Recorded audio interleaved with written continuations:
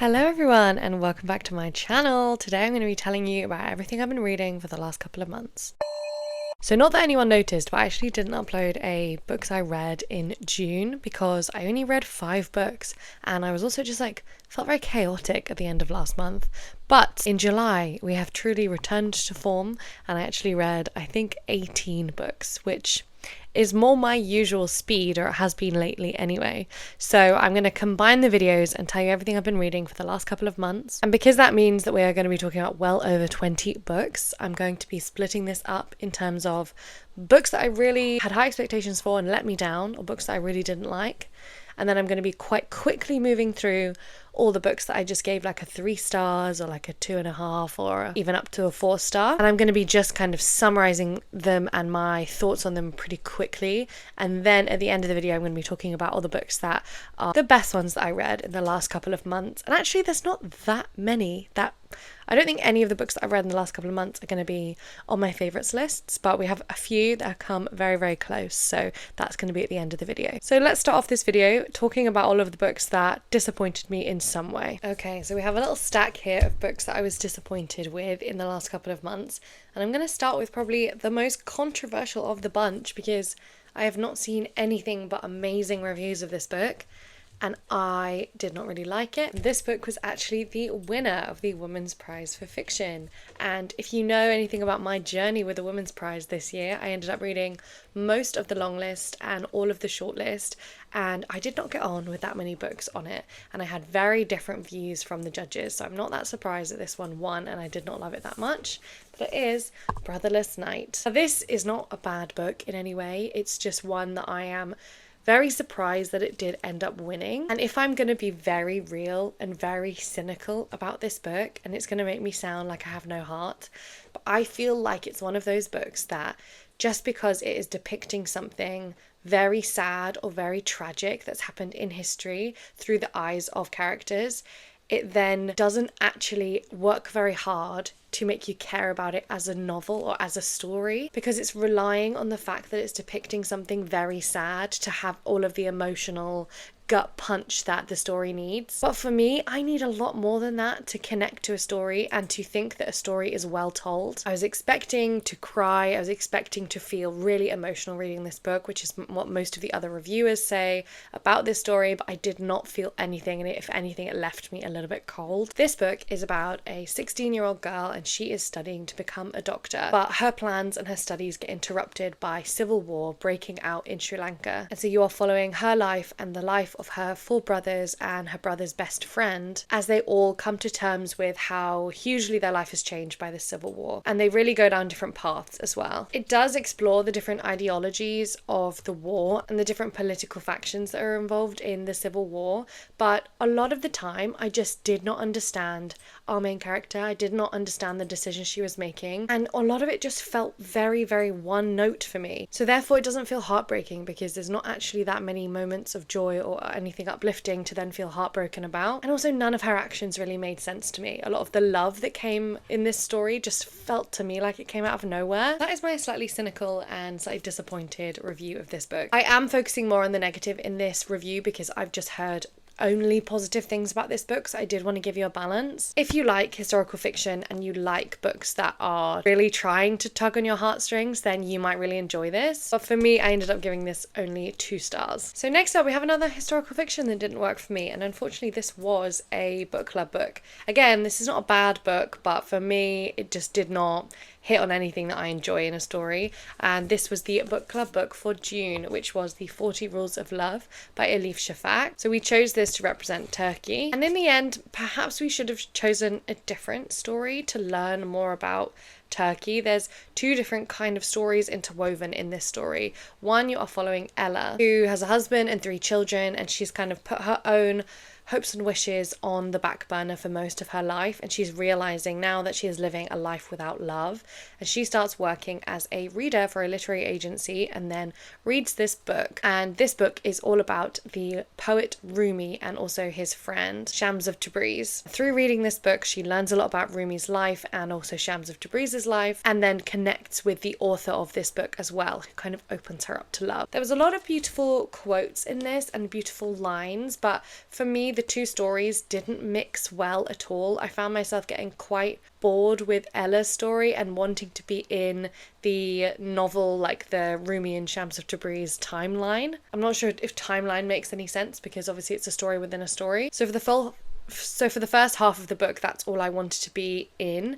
But then I also ended up getting quite bored with that storyline as well. Shams of Tabriz is kind of written as this very all-knowing spiritual person, but who can basically see the truth in any situation and give advice and basically knows best in all ways. And so it's his 40 rules of love that you go throughout this story. And first of all, I understand why it's 40, but it's quite a lot to keep track of. Felt like it was getting a bit repetitive for me, and just for him, he felt like, in the end, quite of a flat character. So this one really did not work for me, and it's actually the second book I've read by this author that I did not love, so perhaps she's just not for me in terms of her writing. Next up is a fantasy book that I read, and unfortunately I was sent it as an ARC, but it's out now. It came out in February, and the book is A Fate Inked in Blood. And it took me a while to get round to this, even though I was excited about it. This is a fantasy kind of based on the like Norse gods, and I was really looking forward to reading it, but unfortunately this one did not work for me. Basically, in this story, you're following Freya, and she's been married to a man that she absolutely hates, but then one day everything changes where basically she is forced to reveal this hidden power that she has had ever since she was a child to protect her own life, and it ends up kind of snowballing into this prophecy that's been made about her and about whoever controls her fate will basically be able to have a huge amount of power in this world. And then so basically she is taken from the place that she's always lived and married to another man in a kind of sham marriage so that he can control her fate. She ends up kind of falling in love with his son, though. The first third of this book, I was really loving it. It gets you immediately into the story. It's very fast paced, and I really enjoyed this kind of convoluted setup and this forbidden romance that was budding. But for me, I love a slow burn. Like, I love the angst, and this had none of the angst after they had just basically told each other they loved each other very, very soon. And then also the plot kind of went wild and out of control as well for like the second half of the book, and it ended up feeling really long for me, and a lot of the plot points just did not make much sense. And I know they think this is going to be a series, but I do not think I'll be carrying on with it. So this ended up being like a 2.25 star for me. Next up, we have some more fantasy romance books that I was disappointed with. And I was sad about these actually. And this is a series. I was more disappointed in the second one, but I'll talk about both of them together. And that is the Crimson Sail series by Katie Robert. And I really like Katie Robert, or actually I think that she's a bit hit or miss for me so far. I was really excited about these. This is a story set on the high seas, basically in a world called Threshold, where there is lots of different portals to other worlds, but lots of people also live in Threshold. And so you're kind of following these characters as they are on like different ships going between these islands. So the first book in the series I rated 2.5 stars. I thought it was fun, it was flirty, it was very silly and quite sexy. I enjoyed our couple. We have a thief who has run away from her home portal land because she has stolen some priceless jewels. She ends up on this boat with this telekinetic kind of captain, and there's lots of kind of tension going on his crew, makes it worse by the fact that she's joined. I thought it was really fun, and I didn't mind that the overarching plot wasn't kind of resolved because I felt like their character dynamic was resolved, but it was nothing that I would like insist that everyone go and read, but I did have fun with it. Unfortunately, I was really excited for the second book because it's a sapphic romance, and it ended up disappointing me because I just think that the fun and the flirty relationship of the first book, like they just didn't quite capture me in the second one. So in the second one, you are following a like grumpy, very cutthroat vampire, and she's actually on the trail and trying to track down the protagonist in the first book. She meets up with this Selkie who has lost her skin, and they basically team up together to try and get back what they've lost. Like, yes, it was still fun and silly and very spicy, but I just didn't love it nearly as much, and it I think came down to the character interactions. They didn't like really pull me in, but then also in this one the plot holes were like a lot more obvious because it's the second book in this series, so you already know the world and you know where we are, and you would expect more of the plot to have moved on, I think, in a second book, and it really didn't do that. If anything, it kind of moved backwards, and like there was lots of random characters introduced, like some of them right up at the end, and I just feel like she wasn't sure where she was going to go with it. So this one ended up being like a 2 stars or like a 1.5 star for me, which is very sad. So read them if you do like spicy romance. If you love everything Katie Roberts ever done, then you probably probably will like this. But for me, I was quite disappointed in this series so far. So those are all the books that I was disappointed in. Let's quickly breeze through and I'll just give you like a kind of one sentence review on some of the books that I thought were just fine. We also have another romance. I read The Kiss Curse, and I'm now aware Misa has been chomping on this book, which is, oh, she's so naughty. Anyway, I am now aware this is actually the second in a series, and I didn't read the first one, but I don't think you actually technically need to. This one was fun. It was cute. It was nothing to write home about. It's very middle of the road for me. It's a cute little witchy romance set in a charming little town. The plot did leave quite a lot to be desired, but I thought that the couple and the way that they got together kind of gave me enough of a story and enough of the angst and push and pull that I could enjoy this, but still it's kind of like right in the middle as like a 3-star or like a 2.75 star read for me. Next up we have Rosa Rita, a book that I just finished very recently. This one is a 3-star read for me, and I think perhaps it's due just to the shortness that I felt like it was kind of over before it could have began. This one is about a woman and she is visiting Mexico. She's a language student, and then one day when she's sitting outside, a woman comes up to her and starts talking about her mother, who she met at the very same fountain back when her mother was there as an art student. So our main character doesn't really believe her and she thinks she's lying. But anyway, she kind of follows this woman around the city and around the surrounding areas to kind of pick up memories of her mother and the mother that she doesn't really recognize in this woman's stories. I think for me, I just felt like I was really missing something. There is this thread running through the story about the link between the Indian partition between like Pakistan and India and the role of trains in like moving refugees from one area to another, and also talking about the similar role that trains have had in Mexico. And I just feel like that point was kind of lost. It was kind of hanging there, and I didn't feel how it was integrated within the rest of the story, and a story that primarily focused on this mother-daughter relationship and not really knowing your own mother. I don't know, I think it was maybe too much in just such a short little book, but I still enjoyed it and it was very beautifully written, so it ends up being right in the middle for me. Another book that ended up being in the middle because I'm just really not sure how I felt about it is Franz Kafka in the Penal Colony, and this actually contains 2 short stories from Kafka, In the Penal Colony and The Judgment. And I slightly preferred In the Penal Colony because I feel like I understood it better. I felt like I understood what he was trying to do with it. The second story, The Judgment, I genuinely was so utterly confused by the end of that story about what did it mean? Like, I did not understand it. So that was very much, I have no idea how to rate that because that is such a confusing story. In the Penal Colony is all about a man, and he is visiting this penal colony, and a man is about to be punished. And so this visitor is listening to the reasons about why this man is about to be punished, and also this very intricate and unique way that they punish and kill people who have committed crimes in this colony. And then him as an outsider kind of seeing this absurd way that they are going to go about trying to kill this person. And it's very interesting, and I won't say any more because if you like Kafka and you haven't read it, I really do recommend that story. But then the other story in this book, The Judgment, I just was absolutely bamboozled and confused by. So if you've read that, tell me what it was about. Like, I don't even know where to describe it. It's about a father and a son, and they're having a conversation, but they're also like lying to each other, and then I don't know what happens, but just like, if you've read it, please explain it to me.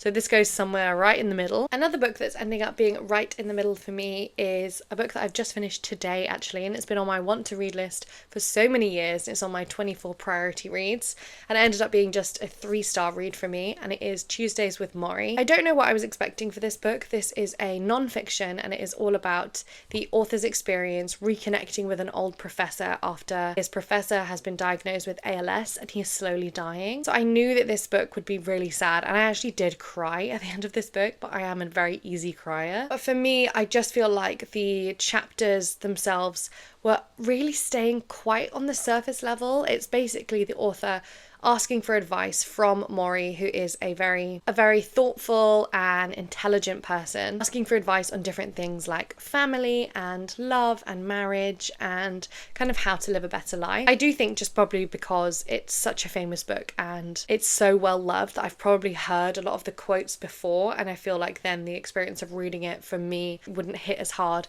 as if I'd read it, before I knew about this story. So this ended up being just a 3-star for me in the end. So another book that ended up being unfortunately right in the middle for me, ending up on a 3 stars, was yet another book club book. I'm just not doing well with picking the best books for our book club, I think. So this is for the Reading Around the World book club. There's always a link in the description if you do want to join. And this is the book that we chose for July. We did Venezuela, and the book is It Would Be Night in Caracas.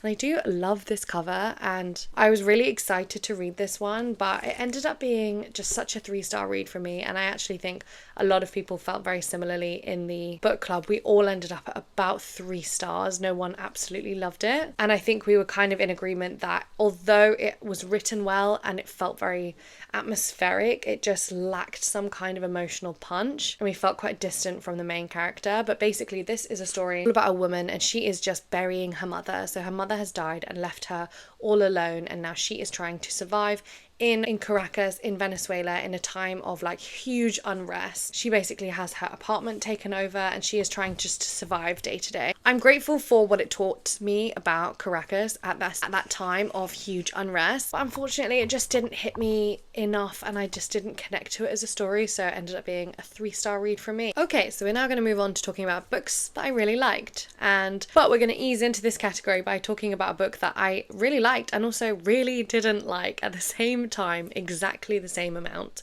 So I ended up rating this book 3 stars. How else are you supposed to rate it? I really liked it and also really didn't like it, and that book is Magnolia Parks. I have such conflicting feelings about this book, and I'm really glad I read it. It was very fun, and it was also a very addictive read. And also occasionally there are just these really beautiful lines that come out of nowhere, but also this book is utterly ridiculous and so repetitive. So I have no idea how I'm supposed to rate this, but it's going into the end of this video because I was utterly surprised by it too. So basically this story, I'm sure you've already heard of it, but it is kind of a Made in Chelsea / Gossip Girl romance story set in London between these like very rich people, and you're mainly following Magnolia Parks, who is a socialite kind of character. So if you have seen any of those reality shows, I have not actually seen much Made in Chelsea at all, but I have watched Gossip Girl. I would compare the main couple in this most closely to Blair and Chuck, who are also my favourite part of the Gossip Girl, which is not my favourite TV show, but it is fun sometimes, which is exactly kind of how I feel about this book too. But yeah, it's this utterly ridiculous romance, and it's really just going back and forth. Basically Magnolia and BJ, Valentine is his name, the most ridiculous name in the world, been together since they were young teenagers, and then they broke up recently because BJ cheated on Magnolia. And the kind of crux of this book is you don't know who BJ cheated on Magnolia with, and he will not tell her. So they've been broken up for a while. She's kind of having these fake boyfriends to try and make him jealous. He's going around and being a playboy and sleeping with everyone, trying to get over her. And it's kind of just this push and pull between them. But sometimes it just comes out with these most stunning, beautiful lines about love and loss. And it's actually very well written, despite also being quite badly written, because nothing happens. It's just a back and forth, and it's quite long. And a lot of it is utterly ridiculous as well. But oh my god, it's quite fun, and I might carry on with this series. So that's how I feel about Magnolia Parks. Next up, we have a short story collection, and I did this for my Reading Around the World challenge. And the book is At the Bottom of the River by Jamaica Kincaid. Kincaid? I'm terrible with pronouncing author names. This is a short story collection, so as usual there's going to be some that really resonate and some that don't, but they are also all around the theme of growing up in the Caribbean, complicated mother-daughter relationships. There's lots of nature imagery, and the writing is incredibly lyrical. It's kind of like long poems at times, not really even prose. It's a very short book as well. The short stories are sometimes very short, and I actually listened to this as an audiobook, and I really think that I enjoyed it even more. I was on a walk while I was listening to it, and I think that really added to the experience, so I just really enjoyed this book. If you like lyrical prose and short and touching stories, then I'd really recommend this one. Next up, we have another book that I've just very recently finished, and this one I was actually gifted at a Canongate influencer event, which was very fun, and the book is Monumenta by Lara Hauer. And I'll be very honest, when I first read the first few pages of this book, I thought it might not be for me, but by the end of it I really enjoyed what the author had done. Basically this book is all about Olga, and she is about to have her house repossessed and demolished because they want to put a monument in its place. But she is visited by 3 different architects, all with 3 different plans about what to do with her house. And also Olga herself has not spoken to her children in a long time and is suffering from her own grief. And so in this very short book you follow a lot of different characters, which is one of my slight problems with it, but also you kind of slip between perspectives from paragraph to paragraph, and it really has this very interesting dream-like quality to it. Some parts are very absurd and quite funny, but also a lot of it is quite dark and really talks about grief and family and purpose. I read it very quickly. It was really compelling and I really ended up enjoying it a lot, and I gave this 4 stars and I would definitely recommend. Next up we have another very short and very touching story, which is a lot of what I seem to have read this month, and it's another one that I've been meaning to read for many years. It's on my 24 list for 24 reads for 2024 priority list, and that book is 84 Charing Cross Road. I actually started to read this a while ago and then it got returned to my library, and then I was feeling really reluctant to pick it back up again for some reason, but I just started it again from the beginning and I read it basically in one sitting. This is also a non-fiction book, and it is about a woman. She contacts a secondhand bookshop in London. She lives in New York and asks them to send her some books, and it's basically the letters between her and mainly one person who works at this shop, but also over the years she gets letters from people in his family, other people that work at the shop. They exchange gifts, they talk about the state of their countries, and they build up this really touching friendship between them. I really loved this book. It was a lot funnier than I was expecting. Like, the letters are very funny, especially the letters from the author herself sending them to this bookshop and getting quite like very polite and British responses to these like quite outlandish letters. I really recommend this one. I cried at the end of it. It's very sweet, it's very touching, and it also will only take you an afternoon to read. Next, I read another very short book, but this was part of a collection, I think a couple of years ago, that came out of a few famous fantasy and sci-fi authors, and I read as part of the same collection The Six Deaths of the Saint by Alex E. Harrow, I'm gonna say, and I really loved that, and I didn't read any of the other stories in the collection until I realised that Tamsin Muir also wrote a story for this collection, and it was called Undercover. Tamsin Muir wrote the Locked Tomb trilogy, which is one of my all-time favourite series at this moment. I absolutely love it, and so I was expecting to also love this story, and I really did. It's got her textbook way of mixing in like humour and absurdity and surprising twists, all within a book that's about 60 pages long. You can get these on like Amazon Prime Reading or Kindle Unlimited, and I'd really recommend that you just read this one. It's got unhinged lesbians, lots of twists, some gory bits. It's got everything in there, and I really enjoyed it. I don't want to tell you what it's about because it's such a short book that I think you should just go in blind as possible. And speaking of unhinged lesbians, the next book I want to talk about is Chlorine by Jade Song. I have wanted to read this book for so long, and I don't know why it took me so long to pick it up. I really, really loved it, and I also just, one of my favourite covers that I've seen this year. So this is kind of a coming of age story, and you're following a teenage girl as she gets obsessed with swimming, and she's swimming for her very competitive, high stress high school swim team. But as she grows up and as she is realising things about herself and about the world that we live in, she becomes more and more obsessed with the idea that she is actually not a human but a mermaid. It's darkly funny, it's very gory, it is a horror book at its heart, so go in prepared for that, but I just really love this story. My only criticism with this one is I wished for a little bit more within the sapphic relationship that's building in this story. I felt at times like we had taken like one step forward and then suddenly it was like one step back and they were back to where they started.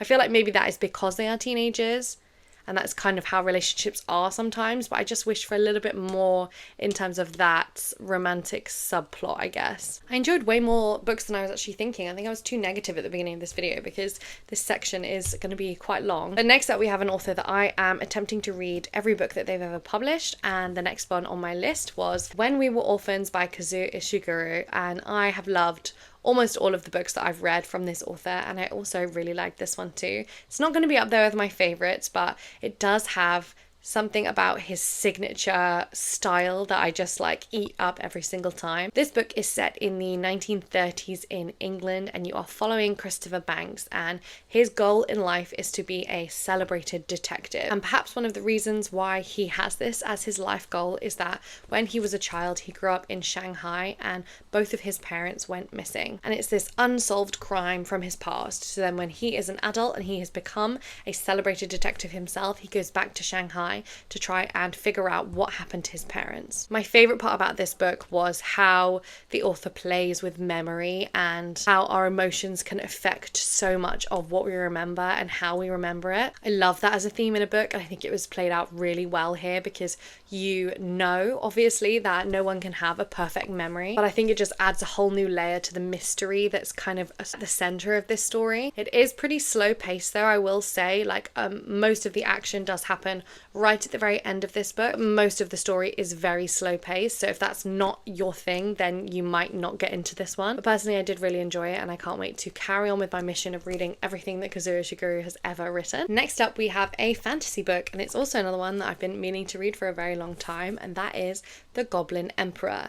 This book really surprised me, and I thought that I would absolutely love it, and it was potentially going to be a new favourite of mine. It's not actually becoming one of my new all-time favourites, but it surprised me for so many reasons. It's very different to how I expected it to be. Basically, in this book, you are following a half-goblin boy named Maya, and he has grown up very far away from court politics, and he's been ignored his whole life by his father, who is the king, in favour of his father's other sons, who he sees as more legitimate, because Maya is half goblin and half elf. But then when a tragic accident happens and the king and also all of his sons die, Maya is taken from this backwater home and brought in as the new emperor. This book was actually challenging to read. There is so much detail, and there is so much court intrigue and political kind of machinations that are happening throughout this book. If that is your type of fantasy book, then you will absolutely love this, because I really did love that side of it. But actually, in terms of a lot of the plot, there's not much plot going on. There's no kind of underarching plot other than Maya trying to survive in this very cutthroat and manipulative world, and him growing into his role as an emperor. The world itself is also very complicated. It's like obviously been so well thought out, but it is really like being thrown in with like no guide. All of the names and the roles and the politics you have to just kind of pick up as you go along as quickly as you can. But I ended up really liking it, even though it's not going to be one of my all-time favorites. Okay, so the last two books are the two favorite books that I read in the months of June and July. I read one in June and one in July, and honestly they could not be more different from one another. We have Funny Story by Emily Henry, and we also have Drive Your Plow Over the Bones of the Dead by Olga Someone reminded me how to say her second name in a comment in the last video, and I've completely forgotten it already. So I'm sorry if that was you. I'm going to butcher it again. But let's start with A Funny Story. This is the one I read in June. It was my favourite book from June. This to me felt like a return to form almost for Emily Henry. That's like probably not the right thing to say, but I really loved Beach Read by her the most, and then most of the books since then I've liked in varying levels, but the last couple that I've read, which was Book Lovers and Happy Place, I just didn't love as much, and they didn't feel to me like that kind of like giddy feeling that you get when you read a really good romance book. This one, it's going to be one of my favorites again. I'm going to have to reread Beach Read to see if it beats that, but I just absolutely love this one. So Funny Story is about two people, and basically they've just been broken up with by their fiance / long-term life partner, and then they decide to move in together because they have to move out because they've just been broken up with. So they move in together and they are grieving these relationships, and basically the story follows as they kind of try to get over this like huge tragedy that's happened to them and move on with their lives, and also they strike up their own friendship with each other. It has that classic kind of Emily Henry setting you just become very obsessed with. I love the extra cast that was in this, but I also really love that we did actually focus mainly on this couple, and I loved them both. We have Daphne, who kind of learns that she is lovable. She's very practical, she's very like buttoned up, or at least she thinks that she is. And then the male love interest is like more of a slightly chaotic, like very overly energetic and friendly guy, and I just love that as a dynamic, and I absolutely love this book. I would highly recommend. And then finally we have my favorite book I think of the last few months, and that is Drive Your Plow Over the Bones of the Dead. This one's very hard to describe, but I'm became obsessed with it, even though it's such a like subtly slow unfolding of a story that ends up in like being quite dramatic in the end. Basically, you are following this eccentric kind of older woman, and she lives in the middle of nowhere in this like quite remote Polish village. At the very beginning of this book, she learns that one of her neighbours has choked to death and died. But this woman herself, she is drawing parallels between this death that's happened and also the disappearance of her two dogs that went missing. As a person, she was just so fun to read from. She's just utterly eccentric in every sense of the word, but in a way that is so understandable and relatable to me. She doesn't really like talking to people. She loves being in nature and she feels a huge connection to nature and to animals. She also loves horoscopes and spends a lot of her time kind of working on her own research about the stars and about astrology and horoscopes. So while it is essentially like a crime mystery story, it is like through the eyes of this woman who just sees the world in such a unique way, and I was just completely obsessed with her as a character. A lot of this book is about how we perceive madness in other people and like how we are really blind often to the injustices that are happening in the world, and it'll take one person to kind of see it differently, to point out like the hypocrisy of how we've been living. I absolutely love this book and I'm going to be buying and reading so many more from this author. Can't wait to carry on and read all of her books. So that is all of the books that I read in June and July. I have no idea how long this video is going to be. It's probably going to be incredibly long. Thank you so much if you did stay all the way into the end. But it feels good to be reading again and feels good to be chatting to you again about books. So thank you so much for watching this video. Please remember to like and subscribe and go and watch all of my other videos, and I will talk to you again soon. Bye!